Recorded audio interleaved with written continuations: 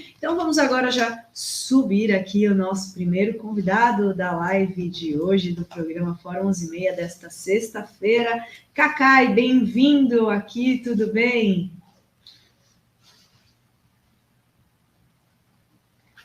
Tá no mudo. Eu lembrei, enquanto o Cacai tira do mudo, aqui vamos de Coração Quente, lembrei de uma música Coração Quente, do meu amigo, faz muito tempo que eu não vejo, Edivaldo Nascimento, piauiense. Talvez ela tenha um coração quente, milhões inutilmente, não que eu tenha esperança, sua ausência me atormenta, na certa como ele, ela tem o coração quente. O Cacai, que é um poeta, o poeta das multidões. Você gostou desse verso do Edivaldo Nascimento, Cacai? Muito bom, muito bom. Olá, Adri, olá, Renato. Muito bom falar com vocês aqui. Isso aí até esquenta um pouquinho esse dia frio. Brasília está extremamente frio. Alegria estar aqui com vocês. E Brasília está frio, mas Curitiba teve uma notícia quentinha ontem, né, Cacai? Você, com outros colegas advogados, conseguiram uma liminar no caso do Renato, né, o meu xará, vereador lá de Curitiba, que está sendo caçado num dos muitos lawfares, né, que se espalham pelo Brasil com métodos absolutamente de tortura, né? Você pega uma liderança, transforma ela numa vítima de um processo legislativo, tem, às vezes, o apoio da mídia, da elite local, e interdita aqueles eleitores que votaram naquela pessoa, como está acontecendo com o Renato Freitas, né, Cacai? Esse caso é assustador, né? Eu recebi um telefonema do Abdala, que é um grande advogado criminalista de Curitiba, e do Guilherme, que é um querido amigo também, um excelente advogado lá, que estão cuidando da questão tanto da parte na Câmara como na possibilidade do processo criminal. Quando eu recebi as informações, eu fiquei aterrorizado. Tem um e-mail que eles até agora estão questionando a validade do e-mail do relator, do vereador relator.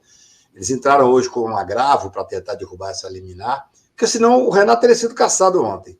E a discussão, ela tem, no meu ponto de vista, tem que sair um pouco dos limites de Curitiba, tem que ser uma discussão nacional, por isso eu agradeço, inclusive, o espaço para falar com vocês aqui, porque é inacreditável. O e-mail fala que ele tem que voltar para a senzala. O Renato, para quem não sabe, é um jovem negro, uma pessoa extremamente preparada, que estudou com muita dificuldade, formou, fez mestrado, é um homem dedicado à causa dos negros e é uma pessoa super tranquila para trabalhar. Claro, é um ativista como todos nós somos. E a acusação de que ele entrou na igreja de forma indevida, que ele atrapalhou o culto, ela é absolutamente ridícula. É uma acusação racista.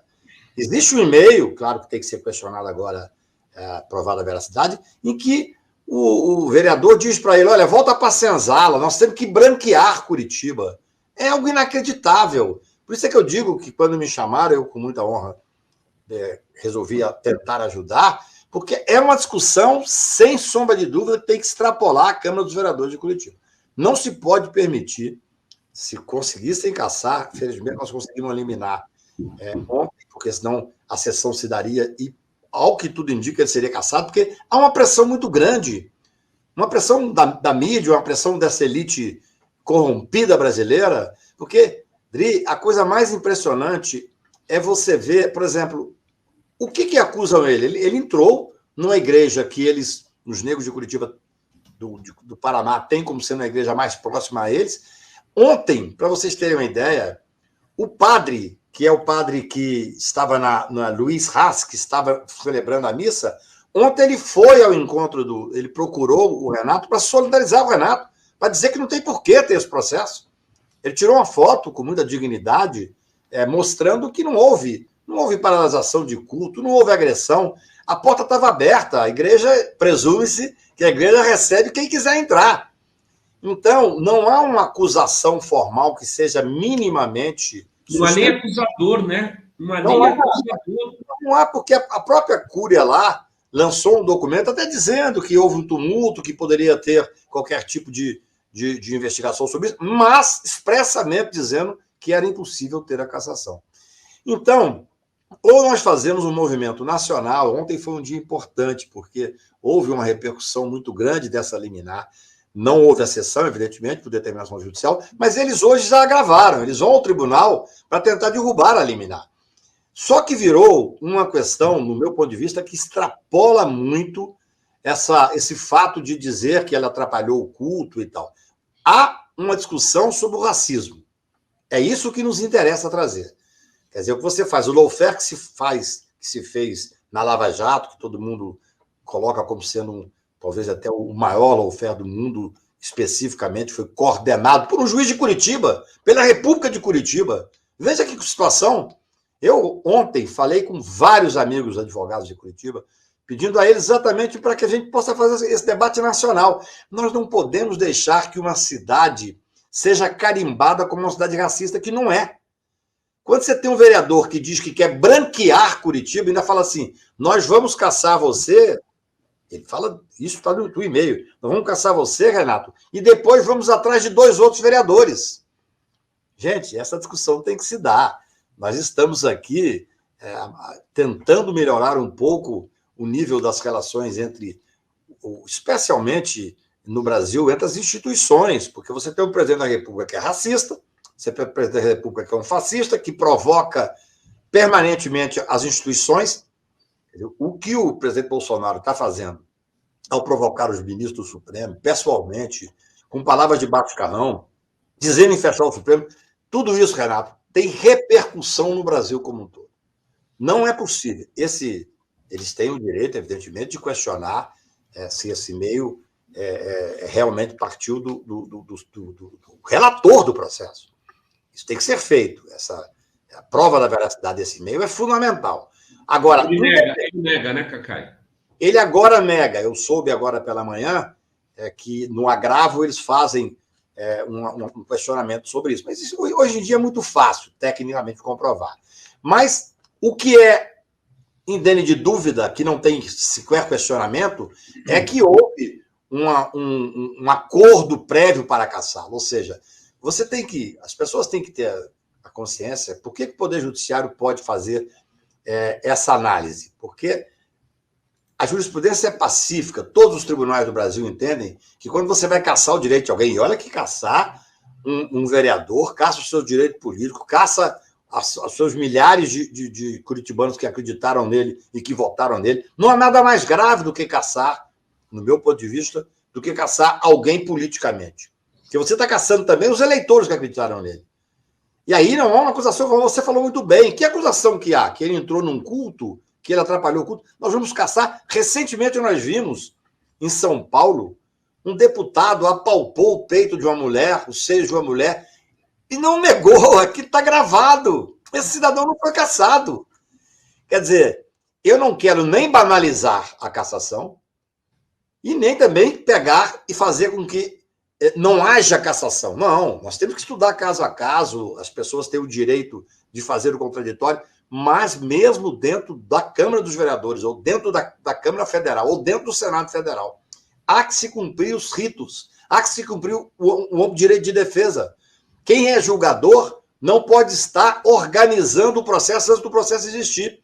Há uma comprovação nos autos de que o assessor do relator, do vereador relator, antes de abrir o processo, já tinha mandado à igreja para poder fazer uma espécie de uma sindicância.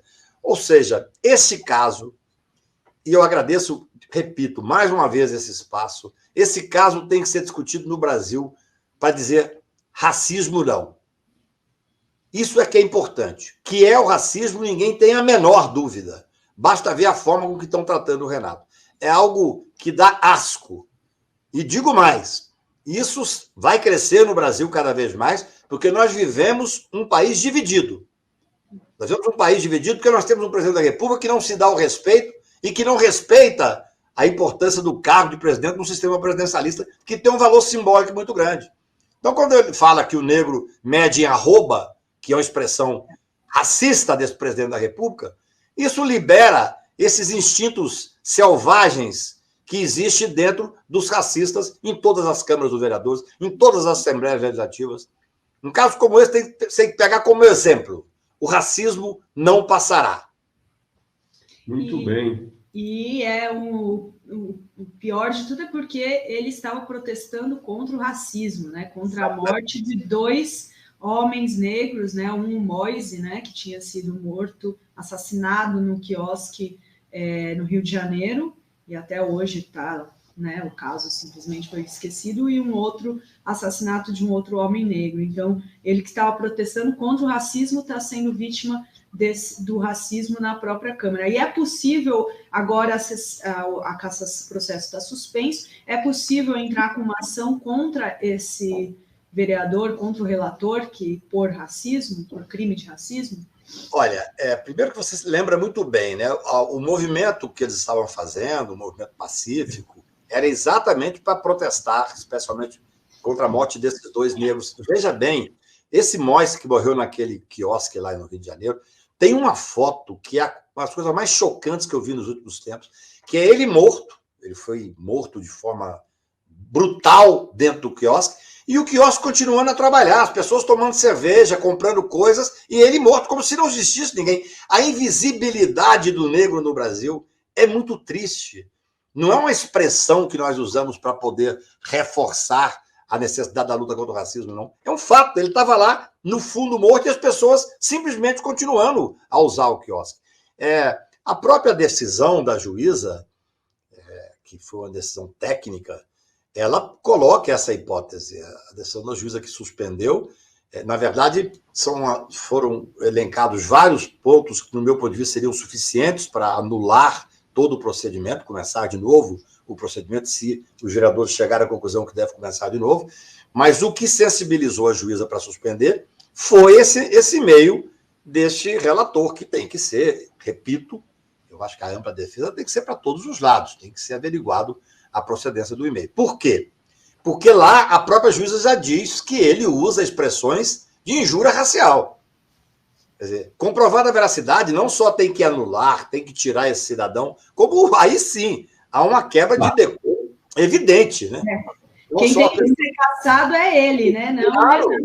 Não é só a questão criminal, Adri. Aí você tem também uma quebra de decoro, porque, repito, comprovada a veracidade, você tem um vereador se referindo a outro vereador, dizendo: volte para a senzala, vamos branquear Curitiba. Eu acho que os curitibanos têm a obrigação de vir a público dizer não a esse gesto racista. Isso é fundamental. Isso é muito grave, isso até é grave, tão grave que é assustador, né? É assustador. É difícil de acreditar que um outro parlamentar enviasse um e-mail para um colega que está sob processo de cassação, né, fazendo esse tipo de coisa. Então, vamos tomar os mesmos cuidados que o Cacá aqui. Vamos deixar que a justiça dê conta de verificar a autenticidade disso. Mas, acho que foi ontem, em Niterói, se eu não me engano, ele me corrija, que uma vereadora trans foi xingada, como é que é o termo utilizado? Você é uma escrotidão, uma deformação, foi uma agressão assim que você fala, como tratar um outro ser humano desse jeito. Isso foi em público. Esse vereador teve um que colocou... Eu estou aqui com a notícia, Rovai, é a vereadora Beni Brioli, parlamentar de Niterói, e os termos foram Beelzebub, aberração, um discurso do deputado Rodrigo Amorim, do PTB, que é aquele que quebrou a placa da Marielle. Ele que disparou essas... É da turminha ali, da Não Jardim, o Jordi, mas eu até tenho uma imagem aqui do Jordi. Eu vou pedir para o nosso amigo Guilherme colocar no ar daqui a pouco. E aí esse outro que está com a tornozeleira eletrônica lá. Daniel Silveira, né? Então, aí eu fico me perguntando, Cacá, quando um cara faz isso na tribuna, né, isso não é motivo para cassação? Mas olha, Renato, essa sua pergunta, ela tem um poder de fazer com que a gente faça uma reflexão sobre o Brasil como um todo. Outro dia eu recebi uma gravação de algumas manifestações do presidente Bolsonaro. Veja o mal que é um cidadão como esse não ter sido cassado. Quando ele foi votar no impeachment da Dilma, ele evocou o pior, talvez um dos piores, é difícil dizer quem é pior como torturador, mas o torturador Brilhante Ustra, que é o ídolo dele, ele invocou bacana, ele tinha que ter sido cassado ali. Por isso é que nós, assim como nós não enfrentamos os militares que torturaram e mataram na ditadura, como se o Brasil fosse esse país cordial, olhado de uma forma avessa, e por isso hoje nós temos aí, felizmente, um número pequeno, mas um número significativo de militares que acha que pode pregar a volta da ditadura, a volta do AI-5, porque não foram responsabilizados lá. Da mesma forma, o presidente da República chegou ao presidente da República usando o mandato, dizendo o seguinte, que o dinheiro que ele recebia da Câmara era para comer gente, de uma vulgaridade inacreditável. Depois, ele se investe contra uma deputada federal dentro da Câmara, no que nós chamamos aqui de Salão Verde, onde os deputados passam a toda hora, ele dizendo para ela que não ia estuprar uma determinada deputada porque achava que ela era feia. Esse é o caldo de cultura do fascismo. Rosário. Entendeu? Exatamente. Então, assim, é de uma pobreza, uma indigência intelectual o presidente da República que ele passa esse exemplo. Certamente, sendo verdade eu faço sempre a ressalva, esse e-mail que está lá nos autos é algo que seguramente esse cidadão deve estar achando que pode chegar à presidência da República ou ao governador do Paraná, porque se absolutamente, no meu ponto de vista, ele atinge o Bolsonaro, é um serial killer em termos de crime de responsabilidade, em termos de ofensa às minorias. Olha, o que ele fala sobre as mulheres, é incrível que ainda tenha alguém que vote nesse cidadão. Eu fico perplexo, porque ele fala que os negros têm que ser pesados em arrobas, que não trabalham. Ele falou esses dias de novo, né? Semana passada. Tem 3 ou 4 dias atrás, ele voltou a falar. Quer dizer, então, eu acho que esse caso de Curitiba, esse caso do Renato, ele tem uma coisa simbólica. A sociedade, por isso até que eu ontem falei numa notazinha que fizemos, dizendo que esse assunto tem que extrapolar Curitiba. Eu acho que os curitibanos têm que estar do nosso lado, do lado da civilização, porque aqui é barbárie contra a civilização. Porque o cara dizer, um vereador, para outro vereador, que tem que branquear Curitiba, esse cidadão não pode continuar dentro da Câmara dos Vereadores. Porque o racismo posto de uma forma orgulhosa. Esses fascistas, o Brecht falava uma coisa interessante, quer dizer, a cadela do fascismo está sempre no cio. Qualquer possibilidade que eles têm de extrapolar, eles extrapolam porque eles estão falando com um determinado grupo de pessoas. Eu tenho escrito muito sobre isso, Dri. As pessoas falam, mas o governo Bolsonaro ele está fazendo uma série de coisas desestruturadas. Não, a estrutura do governo, a estratégia do governo é eliminar qualquer conquista civilizatória. Eles estão acabando com a cultura no Brasil, eles estão acabando com a saúde no Brasil. Agora você vê, um país que já tem 1.400.000 armas nas mãos de civis, mais do que tem nas mãos da segurança. Eles estão tentando agora pegar a famosa Lei Rouanet, que eles detestam, porque é um povo que não lê, é um povo que não tem nenhum tipo de contato com cultura. Eles fazem uma subleitura do que é a Lei Rouanet, eles agora querem pegar para valorizar o quê? Aquelas publicações que venham dar margem à possibilidade de vender mais armas. Olha que inversão que nós estamos vivendo. Por isso é que tem um vereador em Curitiba que tem a coragem de falar que tem que voltar para a senzala um colega dele que é negro, de falar que tem que branquear a cidade. Por quê? Porque pega o exemplo de um deputado que deveria ter sido cassado pelas inúmeras ofensas que ele fez à civilização, nem vou dizer só aos negros e às mulheres, não, a todos. Ele dizer, quando ele tem uma filha, fala, não, foi uma fraquejada que eu dei porque nasceu uma mulher. É algo que tem que ser estudado sob o prisma da psiquiatria. Não dá para discutir só sobre o direito, não. Eu pedi para o Guilherme a foto, o flagrante do Carlos Jordi.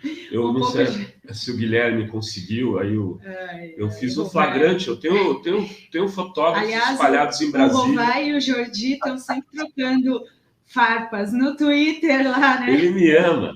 Ele ama o Romário. Aí, quando ele fala alguma coisa, eu coloco essa foto. Cadê o Guilherme? Deixa eu ver se ele colocou aqui. Não está aí aqui. Não subiram ainda imagens reveladoras do Jordi trabalhando. Mas é assim, assustador, né? Essa questão. Se naquele voto do impeachment tivesse tido uma reação maior da sociedade, né? Imagina, homenagear um torturador, acho que a gente não estaria mesmo, como você falou, com um presidente como ele, né, o Bolsonaro, e com todos esses ataques, o filho dele recentemente homenageando a cobra que torturou, né, na tortura da Miriam Leitão, coisas assim, são tantos absurdos, né, tantos exemplos da barbárie, né, que eles defendem, assim, né, dessa civilização versus barbárie. Por isso que eu tô numa campanha, vamos chamar assim, eu tenho escrito sobre isso, escrevi essa semana novamente. Nós não temos outra saída para o Brasil. Nós temos que ganhar no primeiro turno, nós temos que tirar esses fascistas do governo. Porque, veja bem, além de fazerem tudo isso, de levarem seguramente o cargo, especialmente, os senadores também, alguns deputados, fazer essa apologia ao crime, fazer apologia à tortura, apologia a vários outros crimes, ao racismo. Nós temos que ver o seguinte, eles agora tentam, as pessoas querem às vezes diminuir a importância disso, mas fortemente contra as urnas eletrônicas.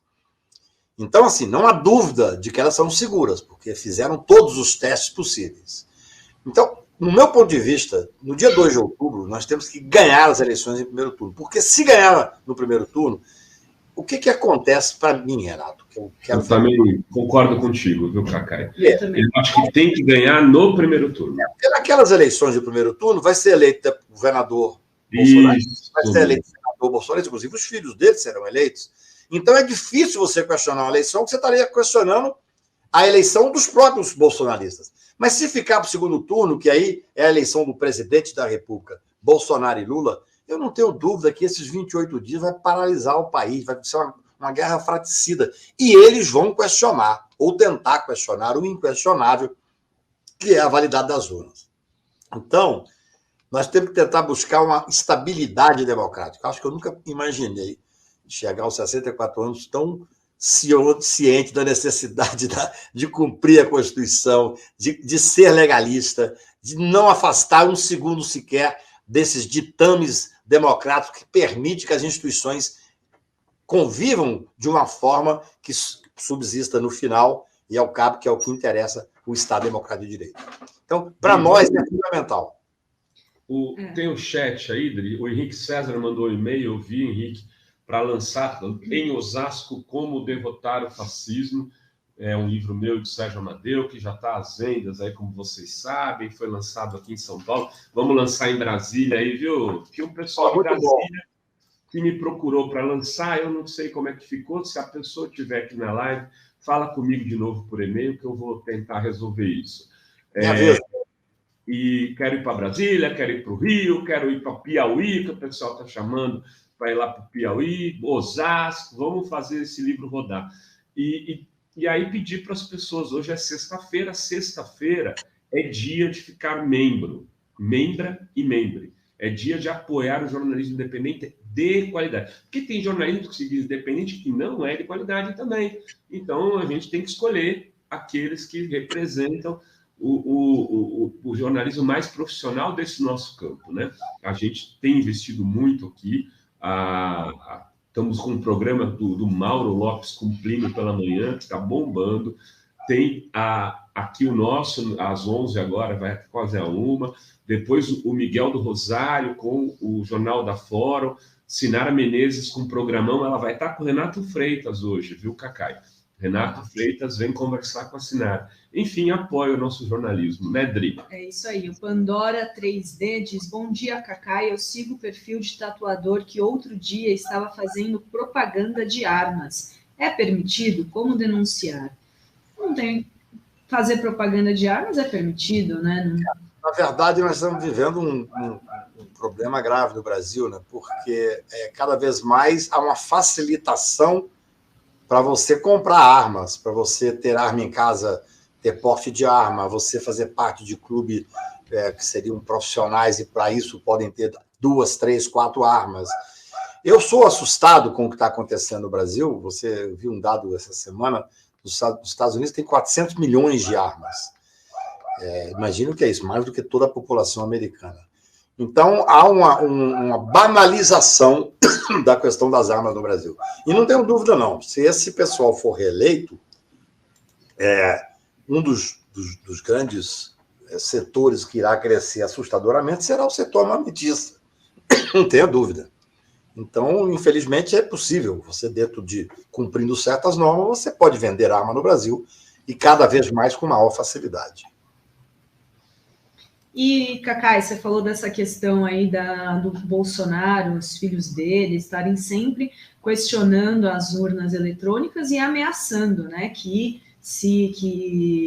vão contratar auditoria, que vai ter caos, que eles não vão aceitar, e fazendo várias ameaças. Você acha que eles podem dar um golpe mesmo? Você acha que isso a gente tem que ficar assustado mesmo? Eles serão capazes, ou as instituições brasileiras, como disse a nova embaixadora indicada aí do Biden, as instituições estão funcionando e as eleições serão justas e livres? Eu acho muito difícil concretizar um golpe no Brasil por várias circunstâncias. O Brasil é um país importante no cenário internacional, embora hoje nós sejamos humilhados no cenário internacional. Quer dizer, o Bolsonaro é um homem que é algo inacreditável. Ele não consegue participar de nenhuma grande cúpula, de nenhuma grande reunião dos líderes internacionais, porque ele é absolutamente ignorante e desrespeitado. Mas o Brasil é muito mais que Bolsonaro, então nós temos que ver isso com todo cuidado. Quer dizer, eu acredito que se esse grupo tivesse força para dar o golpe, já teria dado. Quando eles investiram, e vocês se lembram, falei sobre isso aqui, a tentativa do artigo 142, infelizmente veio um jurista até que era respeitado, hoje está, coitado, ninguém mais o respeita, dizendo que as Forças Armadas, pela subleitura do artigo 142 da Constituição, seriam uma espécie de tutores da democracia brasileira. E desgandra, né? Exatamente. Aquilo foi uma tentativa de testar o golpe. Depois, várias vezes, eles testaram falando que ia fechar o Congresso. Olha, a história fará justiça ao Supremo Tribunal Federal. O Poder Judiciário brasileiro ocupa hoje um papel importantíssimo. Aquele inquérito aberto pelo Toffoli, que desde o primeiro dia, 14 de março de 2019, eu estava no plenário quando foi aberto, e eu defendi porque eu vi que existia por trás. Agora o ministro Fux, na semana passada, falou que existia atos de terrorismo sendo descobertos. Inclusive, o ministro Alexandre, com muita competência e muita capacidade de enfrentamento, parece-me que, pelo que vejo na imprensa, está chegando esse inquérito, outro inquérito, está chegando aos financiadores. Então, a tentativa de golpe, ela está existindo desde o primeiro momento do governo Bolsonaro. Agora, eu não acredito, primeiro, que nós temos uma sociedade organizada, segundo, que nós temos relações internacionais. Essa da embaixadora brasileira, americana no Brasil, eu, para ser sincero, achei até over, porque você imagina, a mulher vem para cá representar os Estados Unidos. Exatamente. Antes de assumir, hein, Cacai? Antes de assumir. Ela falando na sabatina dela no Congresso americano. E outra coisa, por que eu me preocupo? Porque eu acho que nós temos que frequentemente estar falando sobre isso. Ontem eu conversei com o ministro Supremo, me disse, não, Cacai, eu acho que não tem nenhuma chance maior, não. Veja bem, por que o ministro da Defesa tem que ir ao presidente do Supremo para dizer que existe uma instabilidade democrática? Se existe estabilidade democrática, você não comenta. Eu estava tentando ver os últimos artigos que eu escrevo. É quase cansativo você notar que é sempre em alerta, que é sempre com preocupação. No Brasil, você não tem hoje tranquilidade, aquela tranquilidade que se falava em Minas Gerais. Você sabe que está na democracia, quando 6 horas da manhã toca a campainha, você sabe que é o leiteiro. Essa é a expressão lá de Minas Gerais. Hoje, a instabilidade é frequente. Existe possibilidade de um golpe? Do meu ponto de vista, a conjuntura não favorece um golpe. O país como um todo, a sociedade não vai aceitar, a inserção internacional do Brasil, mas não é normal, por isso nós temos que ficar em estado de permanente alerta. Não é normal que os militares estejam ocupando todos os espaços, e, inclusive, é importante saber disso, com provocação e com ameaças. Quando houve aquela ameaça no dia do julgamento do habeas corpus do Lula, de que seria vindo de um militar de alta patente, que seria ruim o Supremo Tribunal tomar tal decisão, olha, eu vou dizer o seguinte, os ministros supremos deviam ter se reunido os 11 e determinado a soltura imediata. Você tem que enfrentar. Você tem que ter autoridade. Por isso que o ministro da Defesa, o ministro Nelson Jobim, porque eu tenho profunda admiração, ele tinha civil, mas tinha uma autoridade enorme dentro dos militares. Então, nós temos que acreditar que não tem golpe, mas temos que agir sempre em defesa das instituições, da estabilidade democrática. O Supremo Tribunal tem ocupado um papel importantíssimo. O ideal, Dri, é que não precisasse. O Supremo é um poder que é inerte, ele só age se provocado. O ideal é que não estivesse sendo provocado.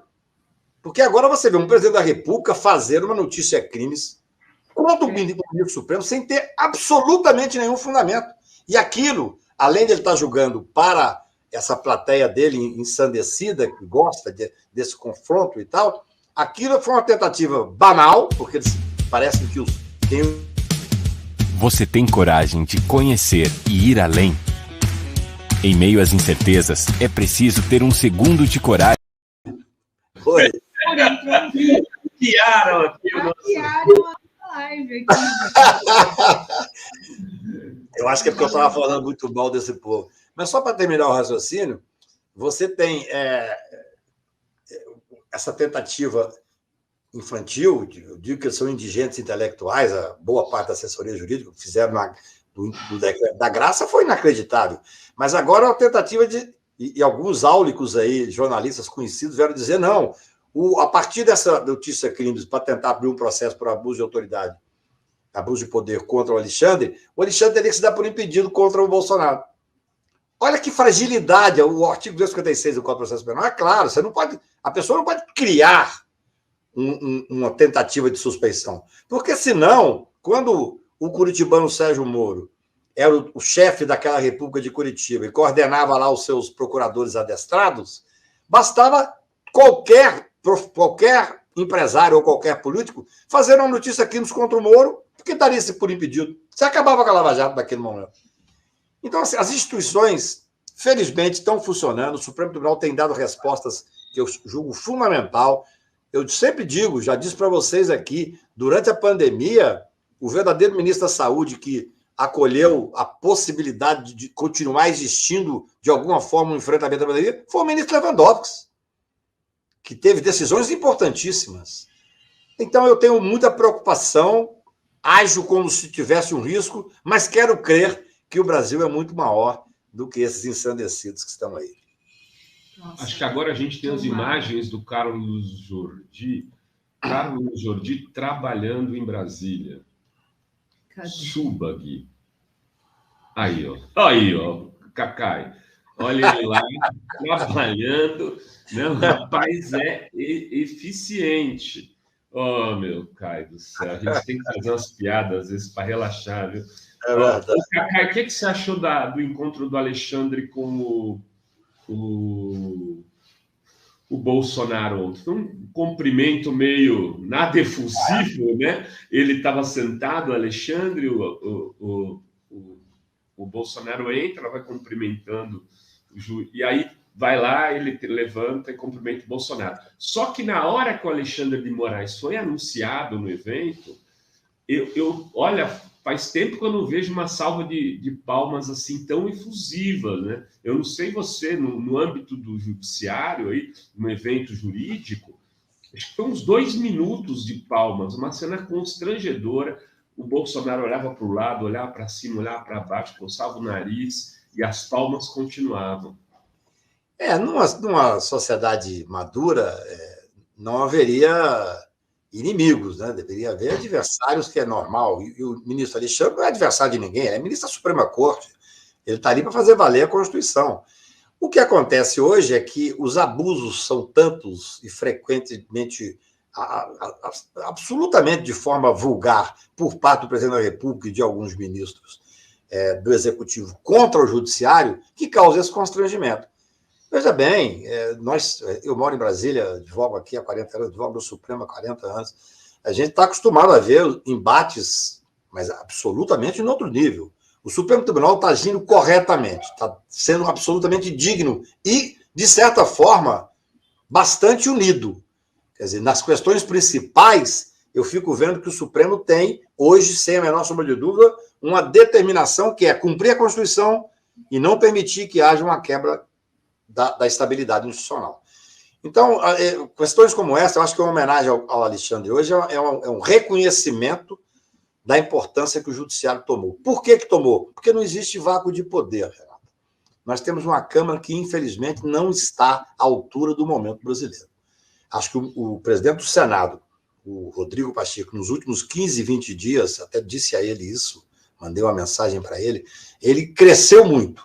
Ele está falando com muita frequência, também assim, para um mineiro como o Rodrigo, está defendendo direto que tem que haver estabilidade, é porque está sabendo que deve estar tendo alguma instabilidade, né? Porque o mineiro não fala, eu sou mineiro meio atípico, assim, acho que depois que recebi o título de cidadão na hora carioca, eu virei um pouco carioca, entendeu? Mas eu tenho preocupações, eu acho que uma solenidade como essa, que bom que se cumprimentaram. Nós temos que voltar a ter a relação normal entre os poderes, porque é assim que vive numa democracia. Não pode existir adversário. Ninguém pode ser adversário de um ministro do Supremo. Você pode ter... Eu mesmo tenho processos lá que... Eu já advoguei para 4 presidentes da República, para mais de 80 governadores, normalmente nas cortes superiores, sempre com decisões técnicas e que eu não levo. Saiu dali e acabou. Não tem porquê eu achar que tal ministro está agindo assim, assado. Agora, o presidente da República, ele não se acanha, ele xingou o ministro Luiz Roberto Barroso, quando era presidente do TSE, de uma forma que, sinceramente, parece um menino que está na rua, brigando, chutando bola na rua de Patos de Minas. Então, a gente tem que ter muita preocupação. É preciso voltar à estabilidade entre as relações dos poderes. É necessário que volte. O Brasil não merece viver nessa extrema agonia que vive. Hoje é todo dia uma agonia maior. E, Cacai, como que você está vendo a campanha dos lavajatistas aí, Sérgio Moro, né, que tem, inclusive, agora vai ser investigado por conta da mudança do domicílio eleitoral, ele e a esposa Rosângela, e a preocupação porque é assim, a expectativa é que eles sejam eleitos, né, ele, Dallagnol, a preocupação de ter esses lavajatistas no Congresso, lá na Câmara, como que você vê isso? Olha, me preocupa pouco, para ser sincero com você. Claro, se chegassem ao executivo, me preocuparia, porque nós temos um sistema presidencialista. O Moro saiu candidato a presidente da República e acho que foi bom para ele ver o tamanho que ele tem. Acho até que é menor ainda, ele vai se desmilinguindo enquanto faz campanha. Porque toda vez que ele fala, vê a fraqueza intelectual dele. Toda vez que ele tenta fazer política, vê que ele não sabe fazer política. Agora, na Câmara, a Câmara é um espaço democrático, não vejo nenhum problema ele estar ali como deputado, ver um ex-procurador, porque, veja bem, tudo que eles tentaram até hoje passar na Câmara, eles perderam. O Moro apresentou o projeto anticrime e nós derrotamos fragorosamente o projeto anticrime. O Deltan foi o pai daquela ideia falsa, porque eles não têm lealdade intelectual. Eles falaram que eram 10 propostas contra a corrupção. Não tinha nada contra a corrupção. Era para diminuir o tamanho do habeas corpus, era para tornar a prova ilícita com possibilidade de ser usada no processo penal. Então, eles foram fragorosamente derrotados. Eu participei de audiências do Senado, participei de audiências da Câmara, tem um grupo que faz aqui em casa reuniões para discutir essas questões, especialmente de processo penal e constitucional, composto de 12 ou 15 deputados e uns 10 advogados criminais, que nós enfrentamos todas as propostas dele. Numa democracia é assim que funciona. Não tem nenhum problema. Esses rapazes que vêm de Curitiba se eleger deputado federal, eles vão ficar perdidos dentro da Câmara. Não vão ter espaço nenhum. Eles são medíocres. Eles não têm capacidade de diálogo. Eles têm o poder da caneta. O Moro, quando tinha a caneta de juiz, ele parecia ser uma pessoa muito forte. Foi eleito várias vezes a pessoa mais importante. Tinha os seguidores dele, aquela juíza lá que foi caçada por corrupção depois que se elegeu senadora. Agora, quando eles forem para o debate, que é o que está acontecendo, eles vão ver o tamanho que eles têm. Você imagina, eu sempre defendi, Dri, que o Moro nunca quis ir para o Supremo. Ele tinha o direito de querer ir para o Executivo, para onde ele quiser. Só não podia instrumentalizar o poder do Judiciário. Você imagina o Moro sentado num plenário, passando ao vivo da televisão, ele debatendo com o Gilmar, ele debatendo com o Lewandowski. Ele não tem nenhuma capacidade intelectual para debater nada. Então, que eles sejam eleitos, se forem até o fim, porque o Moro agora está sendo investigado, talvez perca a possibilidade de ter os direitos políticos. Parece-me que também a condenação do Deltan pode levá-lo a perder os direitos políticos. Mas eu não vejo nenhum problema desse povo chegar na Câmara, não. A Câmara tem 581 deputados e tem gente lá que é exatamente do nível deles e que eles representam. Num processo democrático, a escória tem que ter sua representação. Essa é a verdade. Nós não podemos querer que ali tem pessoas que tenham preparo específico, não. A democracia é feita disso. Eu vou pedir licença, mas eu vou ter que entrar. Eu tinha dito para você que eu tinha um compromisso e eu estou entrando num outro debate aqui, então agradeço imensamente, especialmente a hipótese de falar sobre o Renato, sobre o racismo. Muito obrigado a vocês. Muito obrigada, Valeu, Cacai. Cacai. Parabéns pelo trabalho aí. Até a próxima. Obrigada.